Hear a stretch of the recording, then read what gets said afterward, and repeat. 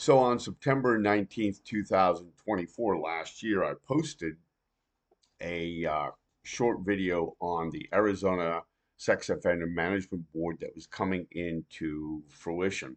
And this board, I worried, had a propensity to hammer people, uh, but what they were really supposed to be doing is managing risk, looking at all of the different types of labels under which sex offender is the general heading that scares the public because there's a growing awareness that the concept of a sex offender, like the concept of rape under the law, and I'm talking about the legal definition of rape, for example, which is not the scary thing that everybody says it is all the time, meaning a violent sexual assault upon a person.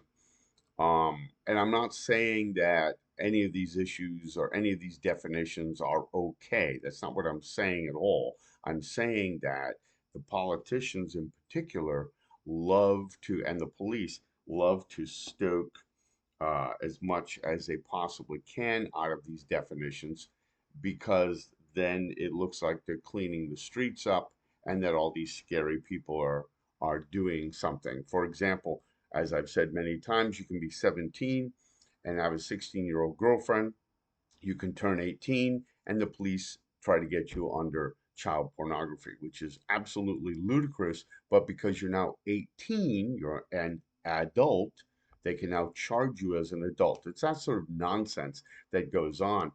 So, my understanding about the Arizona Sex Offense Management Board is they're managing those definitions in a way by looking at the different risks that an individual could or could not pose and trying to have a more fair minded and adequate way of addressing it. I worried at the time that they would not have people who were victims, uh, who were impacted by it, who were on stings, etc. And it appears, even though they don't specifically say they'll have like people victims of the police on stings, etc., they do have psychologists and prison officials and police and local citizens. There is an attempt to balance things out, which is a good idea. Then they can mitigate these sentences, make recommendations, say that this person maybe isn't as advertised by the law and by the police. And that strikes me as a very good thing, at least in theory. I'm still concerned about how it's going to be managed. It remains to be seen how it will come out because the public might be cheered by something that comes out, like our local civilian boards, police oversight boards here. I pointed out that this was passed several years ago in Virginia, where we're going to have a robust civilian advisory board who's going to, or oversight board, excuse me, who will be looking at the police and saying, well, why did you do this? Why did you do that? Hearing from citizens. And what the police have done every chance they get is gut it, weaken it, kneecap it, refuse to cooperate with it. Now, why would you do that?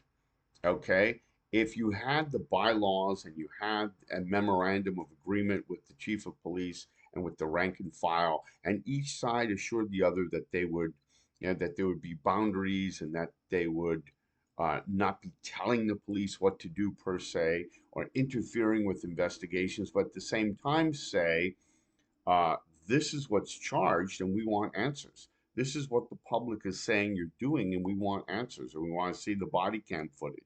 Not, no, we're not going to let you see that because we can. All right, so let's see what this Arizona Management Board actually does. I'm going to post a link to FAC down below. And we remain very, very hopeful because Arizona has a lifetime sex offender registration requirement for anybody on the offender registry. It is barbaric and ridiculous, only topped by states like Florida. So we will see and we'll be watching this.